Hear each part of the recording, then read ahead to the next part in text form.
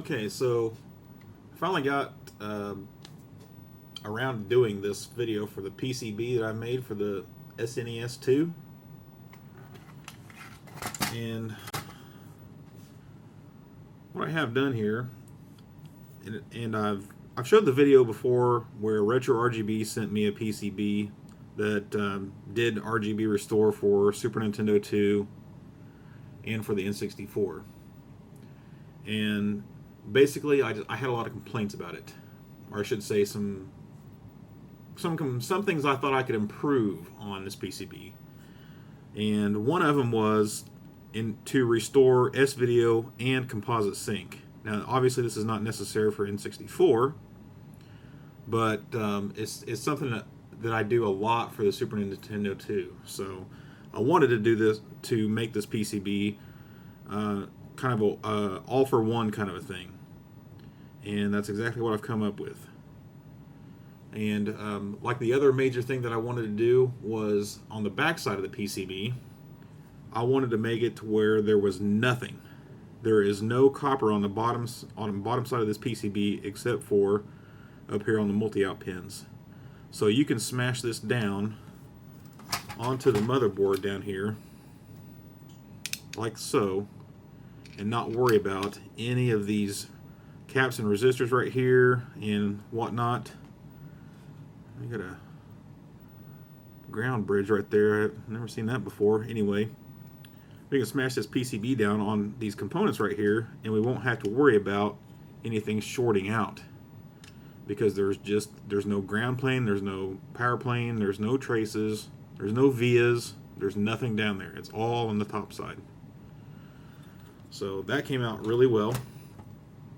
I was pretty happy with it. I have not populated it yet, and I guess I could do that on camera. This is probably going to be my first time trying this, but as you can see, there is a very, very, very tiny package here. Right up here and here.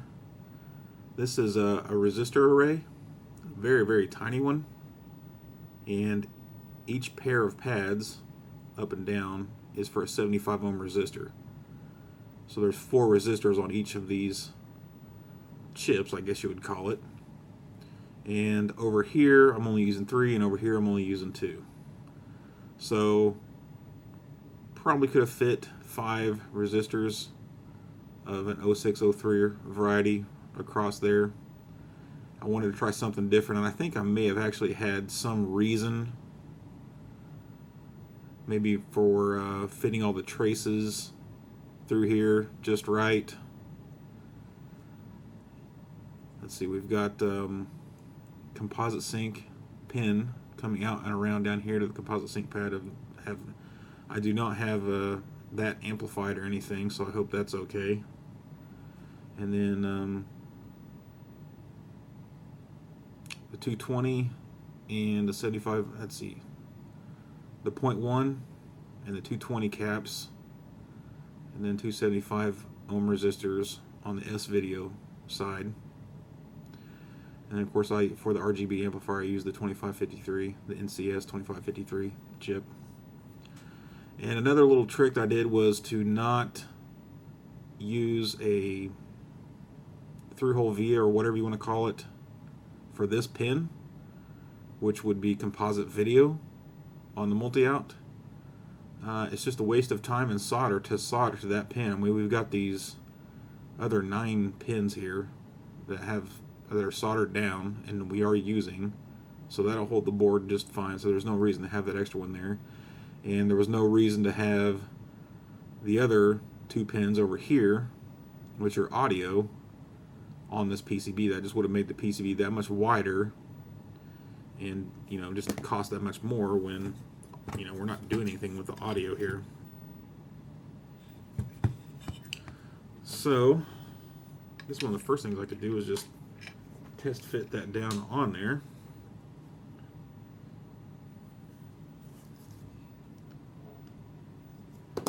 Soldering iron hot here. Try to get rid of that ground bridge. So I'm going to have to suck that out of there.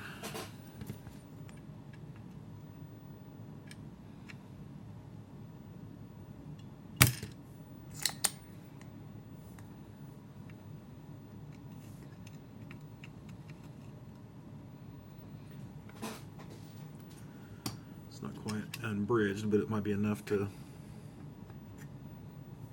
put the PCB on.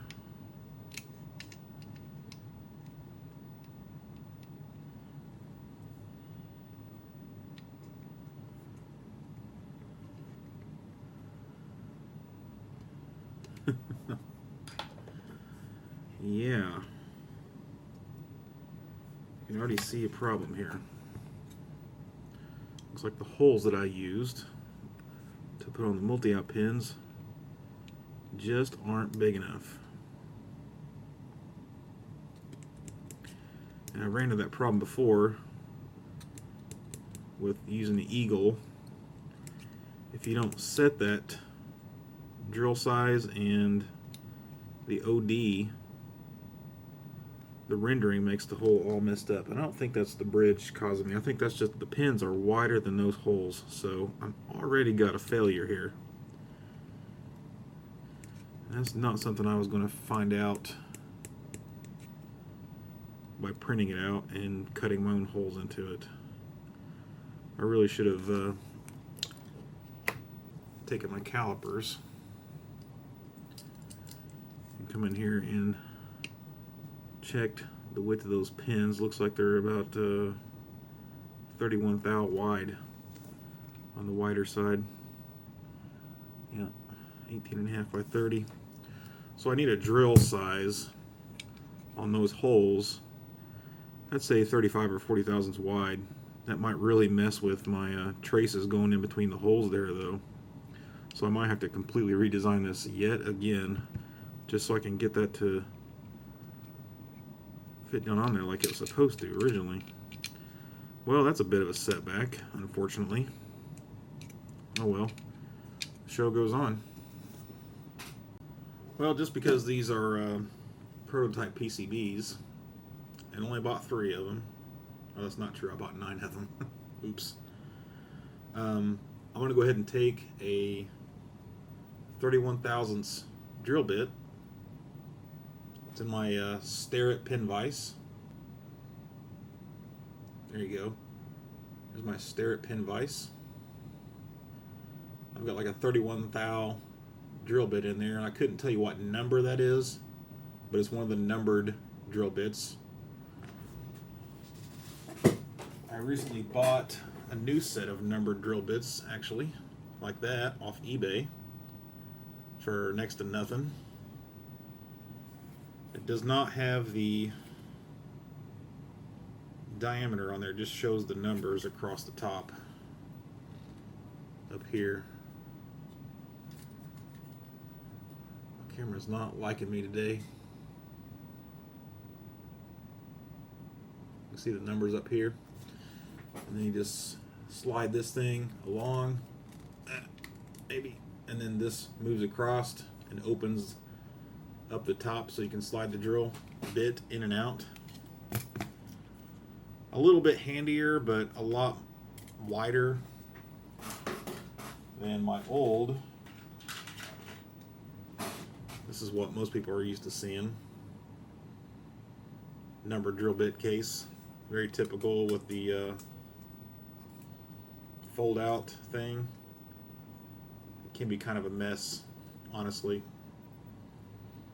They tend to fall out because of that. One of the reasons I like the plastic thing. But this one actually has the diameter of each drill bit in inches down here. May not be able to see that. So it looks like an 031 is number 68, but you know, I mean, there's the 032 is 67. So, and it's so close, I'm probably not going to be able to tell the difference between 1/1000th of an inch. But I'm going to go ahead and see if I can drill out these holes.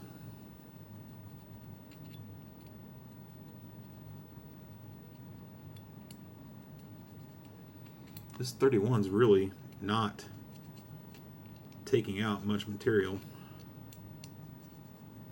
I may have to find a bigger one yet.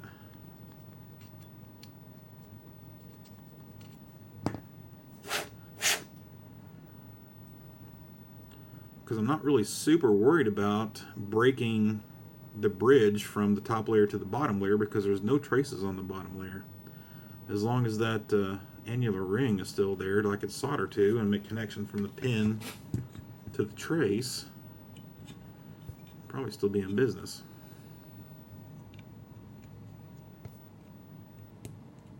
Oh, it just barely wants to fit down in there.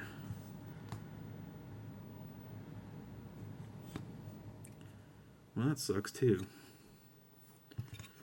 Seems my next problem is maybe PCB thickness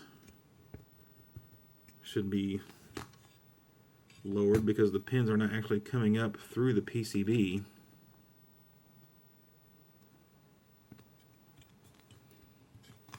Pretty easy to see that. Just run my finger across there without catching any of them. I think could be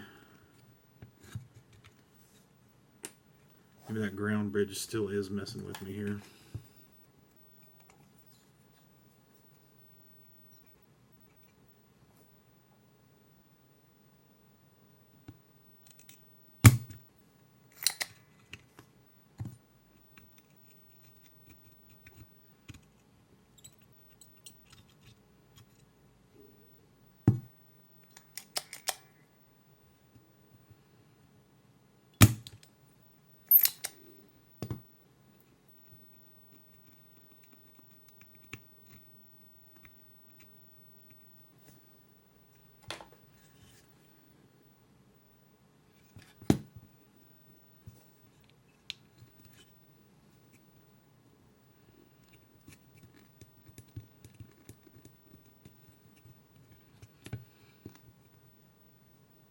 I'm not really sure that helped any.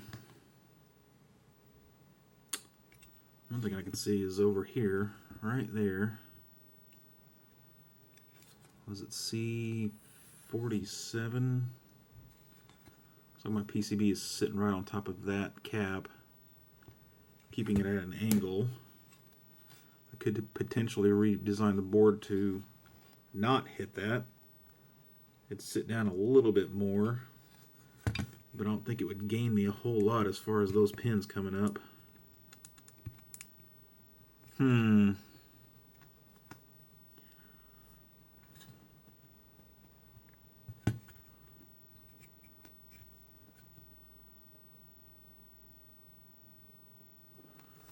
Well,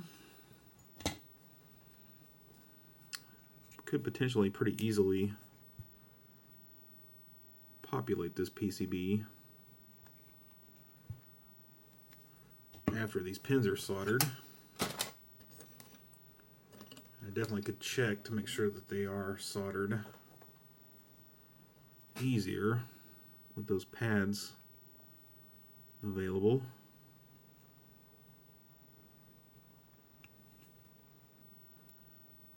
There's definitely another thing I need to address, is those annular rings. There is no gold finish there left to solder to.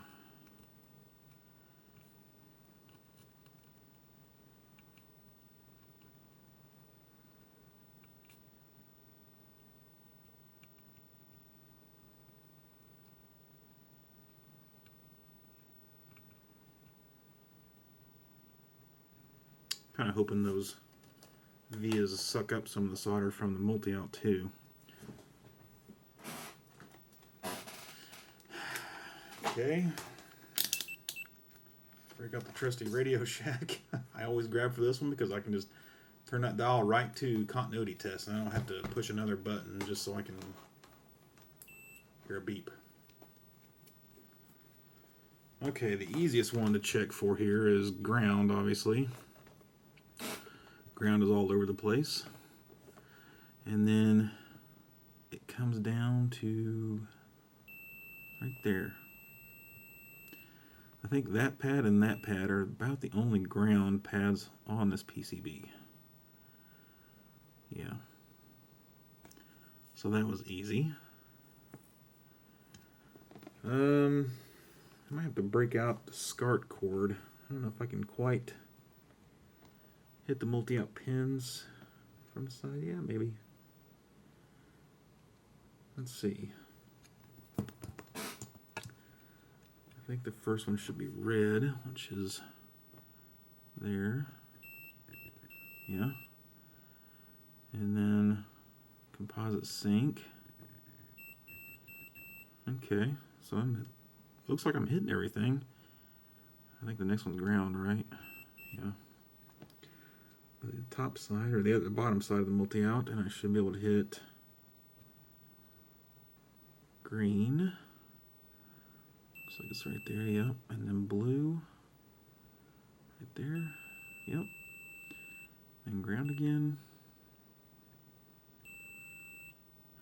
Let's see, ground. It's composite video, so we go to the bottom side here. The next one should be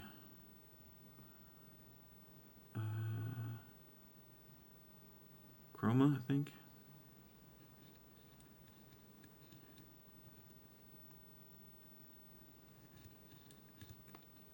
Oops, wrong side. Go for Luma. Luma's on the top, yeah, okay. And the bottom side of the multi-out should get chroma, is that right? So, let's see, what's the last one there? That is power. No. Composite sync. Yeah, we already did that one. Okay, power should be that pin. So that'll be the bottom side of the multi-out here. Yep, and I believe that is the only pad that has 5 volts. So, it looks like that worked. But just barely, and I definitely need to redesign all those holes. So, this entire stack of PCBs I ordered may not be usable.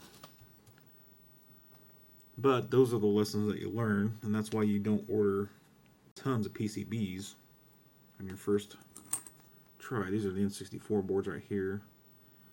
There's SNES 2 boards. Well, that's too bad. But that's not going to keep me from finishing this one up, so I think next thing I'll try is to see if I can populate those tiny little packages right there. I believe I've done one before, definitely not on camera, but I'll give it a go again here. Okay, I'm going to do this just about the same way that I usually do surface mount chips. Put on some flux. Grab them with tweezers.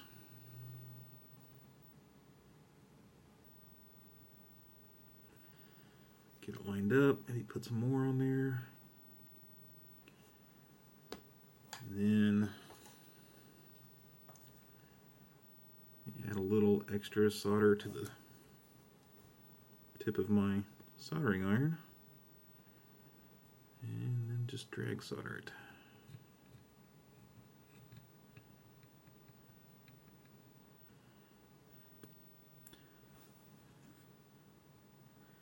Might have to get the lens out to really show that, because that came out pretty well.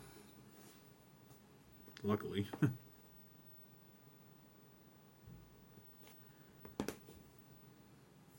Definitely not something I want to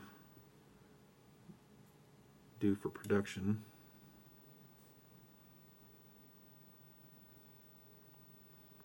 If you've seen that, I just about moved it off the whole package there.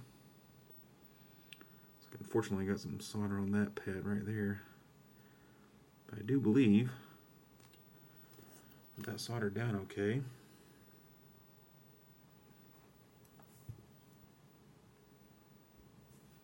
Let's try the other one.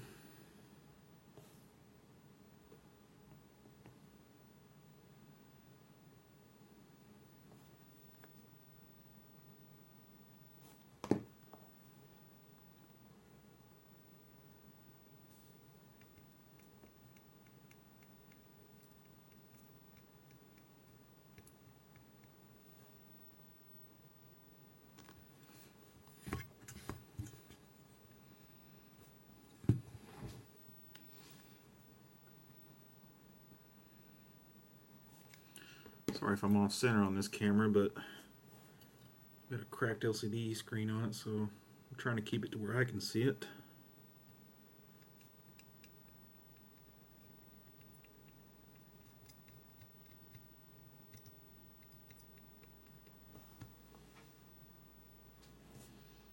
Cool.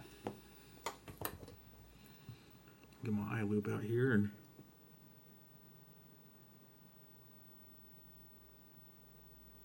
that went pretty well. I guess we could also break out the multimeter too. Let's see, we've done this before.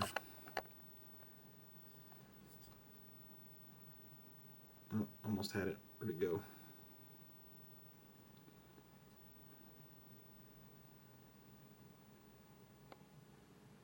There you go.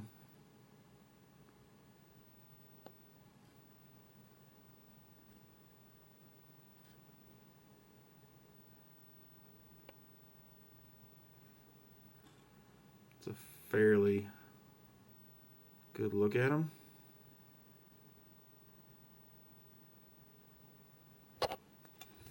Trying to hold that in my hand is impossible.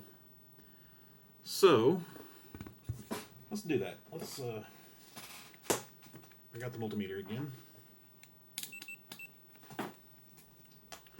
And yes, there's a setting just for ohms as well, so I can just go straight to that to test for them.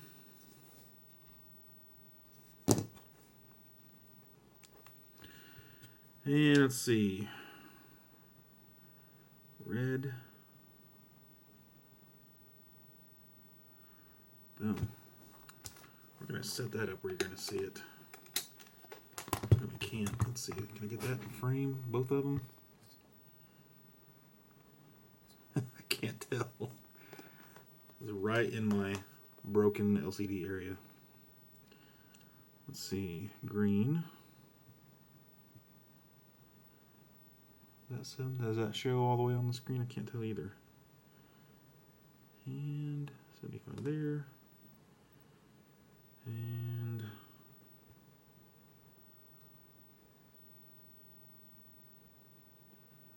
chroma.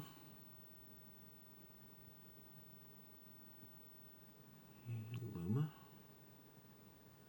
So, they all soldered perfectly well, which is good news for me. I mean, like I said, I know I've done one of those packages, but it was off camera and it was quite a while ago.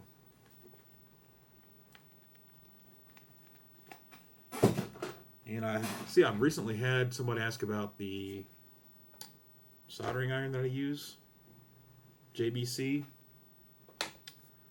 802950 sounds right, but I've done a video about it separately, so if you're curious about the soldering iron, just look at my other videos and go check that one out. Maybe I'll annotate a link to it or something like that here. Okay, what else? Let me find the other components here. Oh, here's we got a 220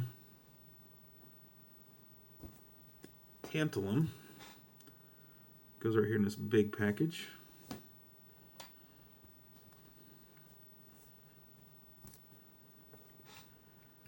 Orient it right side up here. Okay, so I did recheck, and I do have a positive marker on there, and the band on the tantalum is a negative side.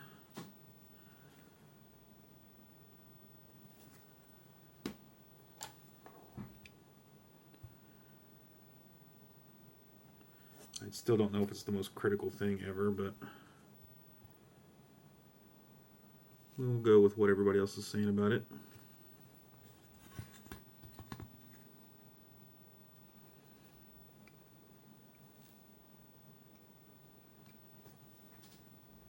Perfect. Let's see, I got a couple 0.1s.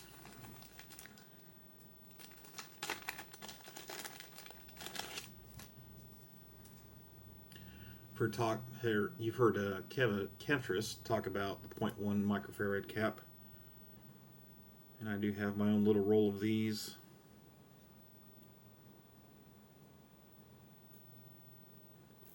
And I think I bought 0603.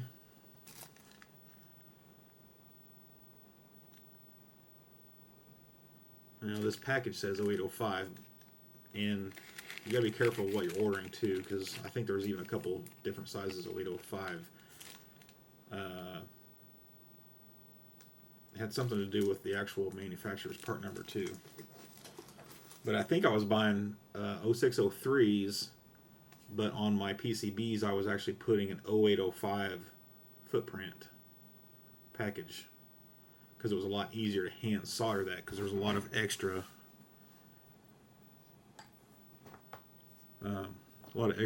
pad there to solder to. This one should be easy since there's already solder all over it. Put some force down on it.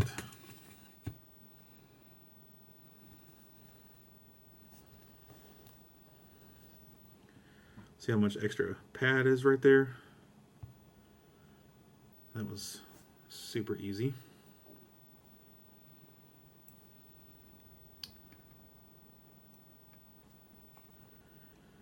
And the same thing over here. Whoops. Put some flux down. I'm running out of solder on my tip. See how easy that was?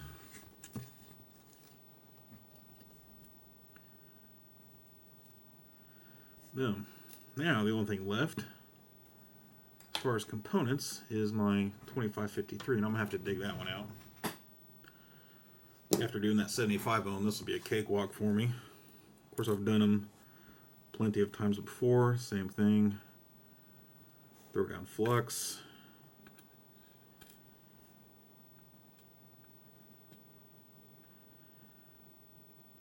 You know what? Oh, there it is. There's a little tiny dot right there telling me what pin 1 is. And on the chip, pin 1 is, you see that bar up there? And then this side of the chip has a slant on it, like a beveled edge. And then I usually hold it down, get it oriented well, put some more flux on there. Make sure I got some solder on my tip again.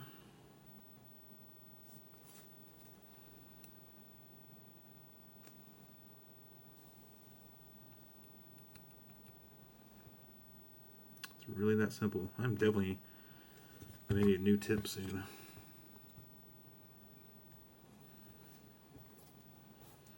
Same thing over here. I get some extra flux on the legs. Just that simple.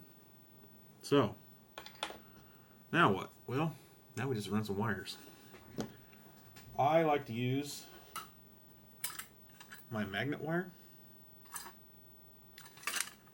This stuff is a solid copper wire with a coating that burns off at 750 degrees, which all I have to do is hold my soldering iron on it for a second or two. And I got a pre-tinned copper edge. I'll go ahead and put some solder on these pads too. A big chunk of black, burnt flux. Happens a lot.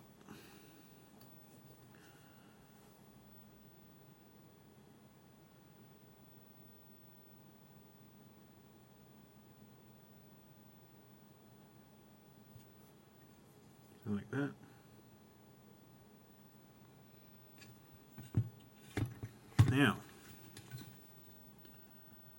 Now the big thing is, where down here on the motherboard are we going to solder these? And we'll probably have to throw up some better diagrams than trying to get it on camera. Okay, so the area we're looking for is down here. And there's these 3 exposed holes right here for red, green, blue. Good way to tell red is it's near the R1, and then green, blue is down by the C1. So that'll be the RGB from the board up here. Okay, here's a little something fun. Somebody sent me this PCB. They were trying to RGB bot out the old way where you solder right to that chip, and they really messed it up and broke off. Let's see, I think that's red, the leg and the pad for red, and got some other soldering issues going on. You see that? The red leg is completely gone.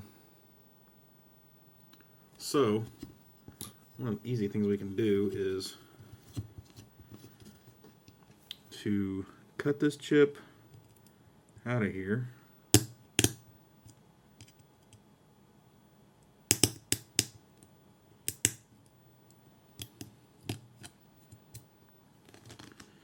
And that will show me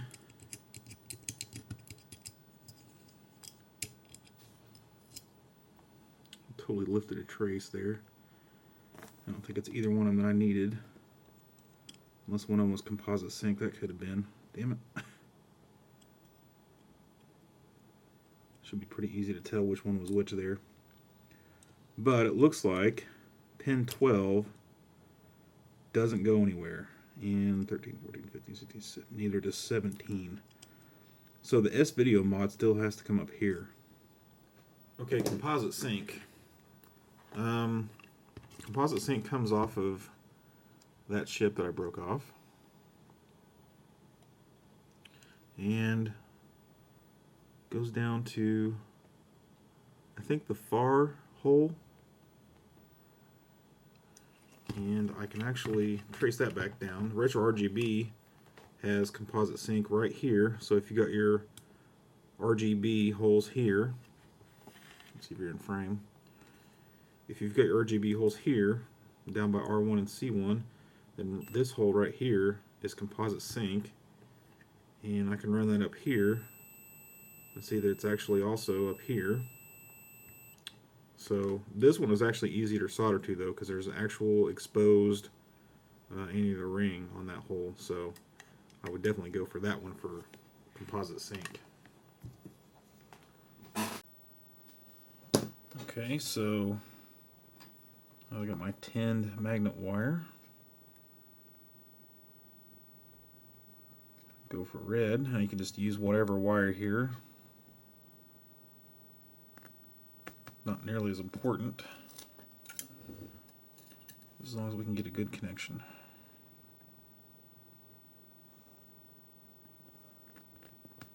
Pretty small hole to solder to, so make extra sure. And I'll cut that to length. Throw on some solder paste or some flux.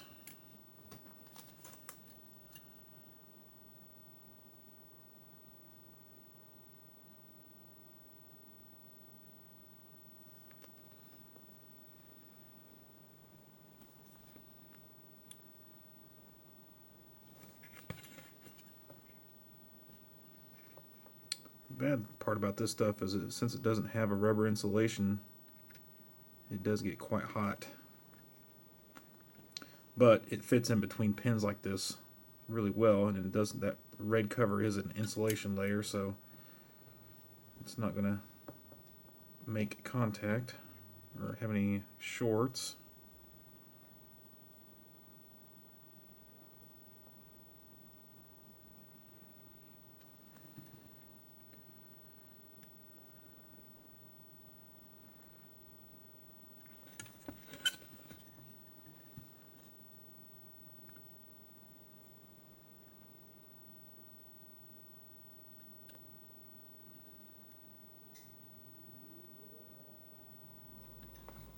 There's green.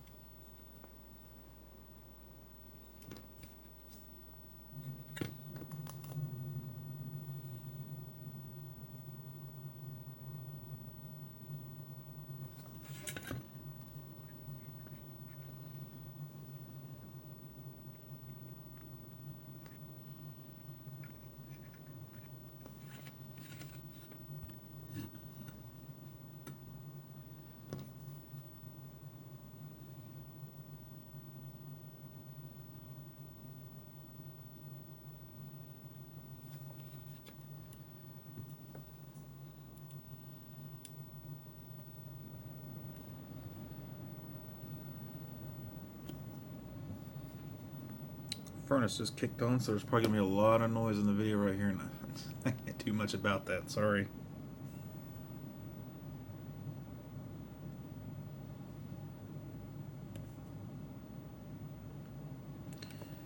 And blue.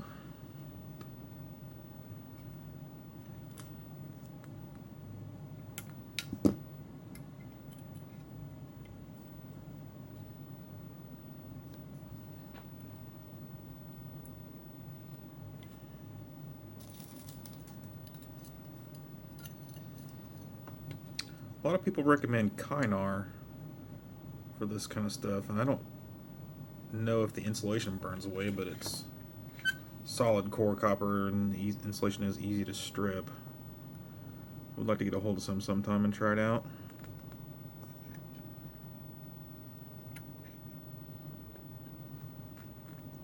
See, they're crossing over in between each other right here. No big deal since it's insulated. There's no contact there. And composite sink.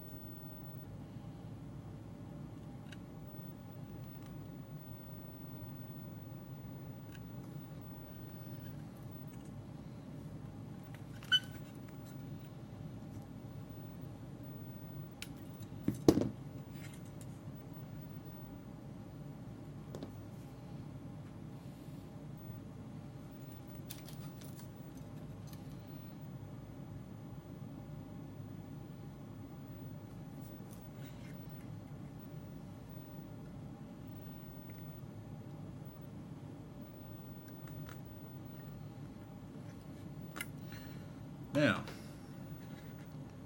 we could actually test RGB composite sync. You'll definitely need a SCART cord that has composite sync wired to it instead of composite video. I'm going to go ahead and do S-video though, and as we've seen in on the other board, we actually have to run these wires over to the top side to that chip. So I already have the heat sink off and get ready to wire that chip. This is extremely difficult because of the card connector being right there, and we do have to solder to that side of the chip. And I want to say looks like Luma pin 17 on this side, and then Chrome is pin 12, which is going to be extremely easy to get to. It's right there, and then the 17 is right here.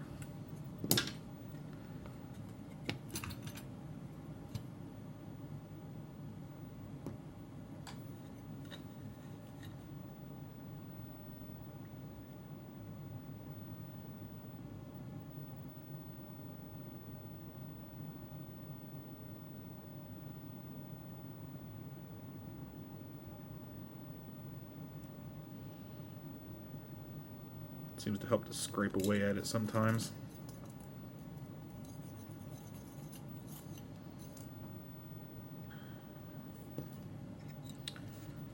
Let's see, I think I'll try to go ahead and go for the tough one.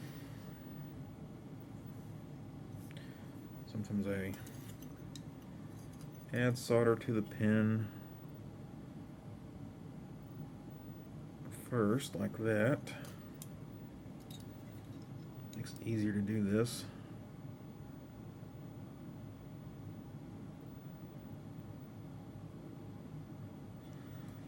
Sometimes you just gotta have faith that it's actually soldered to it. Like I'm tugging on it pretty hard right there, so doing a little back and forth, not coming off, so Luma should be good to go.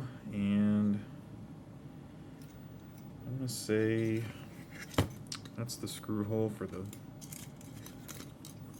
heat sink. So I believe if I look at the case, there's a little dip right there. There's one way up in here too. Don't want to get in between the board and that. Seems like I used to go through this hole when I was doing it the other way, so we could actually route like that. down. I'll leave a little extra there. Go for Luma. I'll go ahead and route that wire through that hole.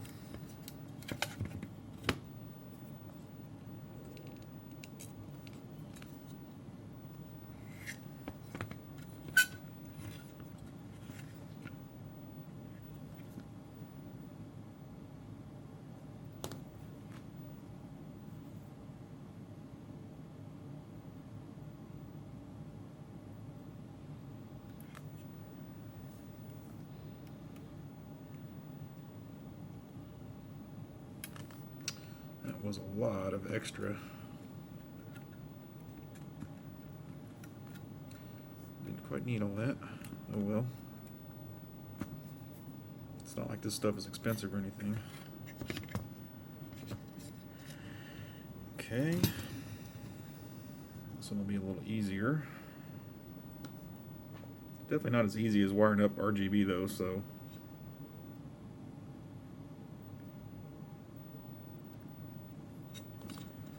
Might rethink the whole design of this board and not even have SVideo restore capability on it, since it's still a little difficult.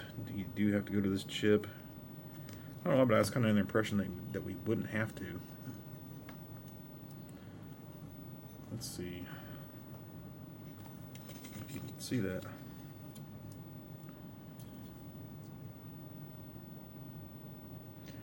Wouldn't normally solder it on at this angle. This is just so that you can see. Nice big glop on there. A little pulling them back and forth. Seems to be nice and solid.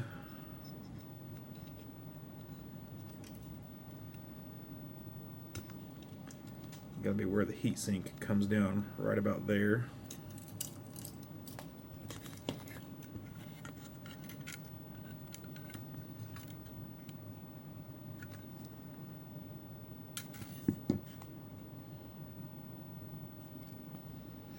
If it'd been shorter to go that way, I think it'd been, yeah, been the same. Oh well. Just a matter of preference on that one.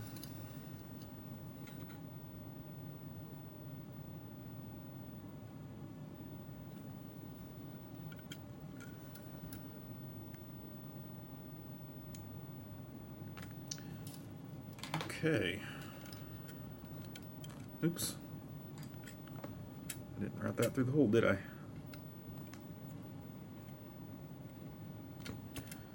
Not unnecessary.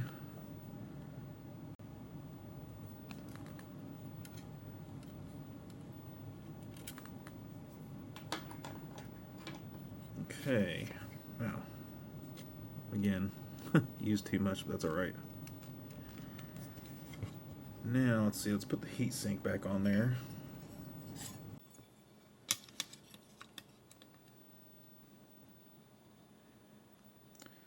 You know what, just because the edge is so sharp, I'm just going to take some electrical tape.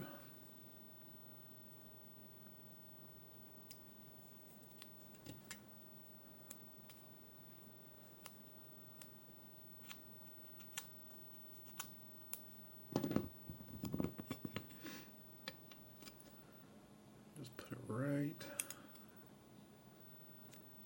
Let's see, we want to put it below where the 7805 is going to touch it. Yeah, there we go, still covering the parts where the wires are going to touch. Just afraid that the edge of that heatsink is so sharp it's going to find its way through that wiring, short it out.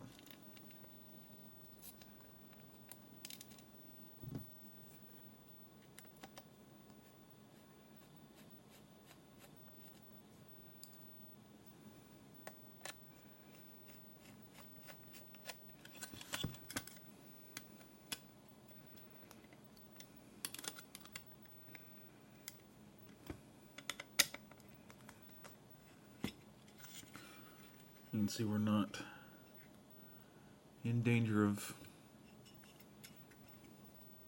touching the wires that go through the hole.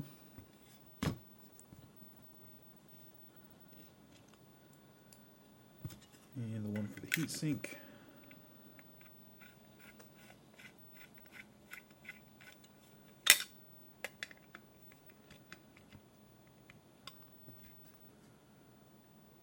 Should say the one for the 7805 to the heatsink. Okay. Now, I think one of the last things I wanted to do with this console was an LED. That's just specific to this customer, but once that's on, I think we can test it. There you go. There's your other reason to route those wires through that hole, is you don't have to worry about the plastic along the side here smashing it between the motherboard and the bottom shell. Well, the first thing I want to test is make sure that composite still works.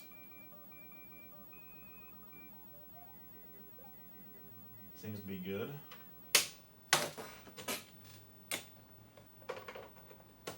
And we'll throw in RGB.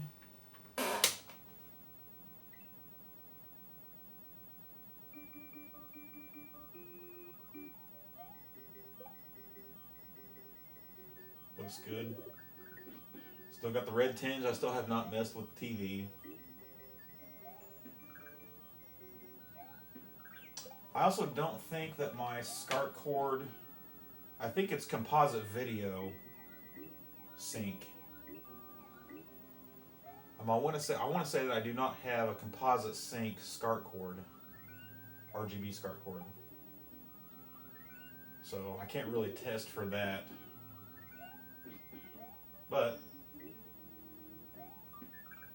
to me that looks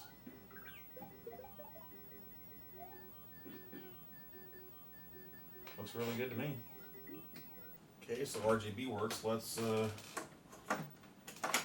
make sure S-Video still works.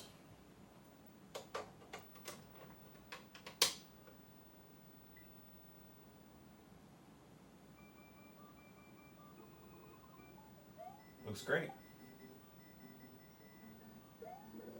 So even though it wasn't much easier to install than normal, it does work. So I'll let that run for a while, make sure it doesn't go up in smoke. But that's the PCB that I've come up with to ease adding RGB back into the SNES 2. I'm kind of thinking now that I've found that it's so difficult to put S-Video on it, I might take it back off of that PCB. I mean, how often do people really want S-Video restored back to that? I don't really know. And with that tantalum 220 being, a tantalum instead of just some cap,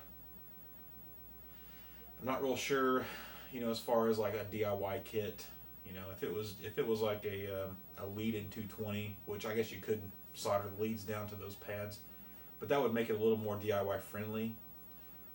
And those 75 ohm things, definitely that has to be done before it's sent out. And even the 0.1 microfarad caps, those are fairly small. They're fairly easy to hand solder if you've got flux and a decent soldering iron with a fairly pointy tip.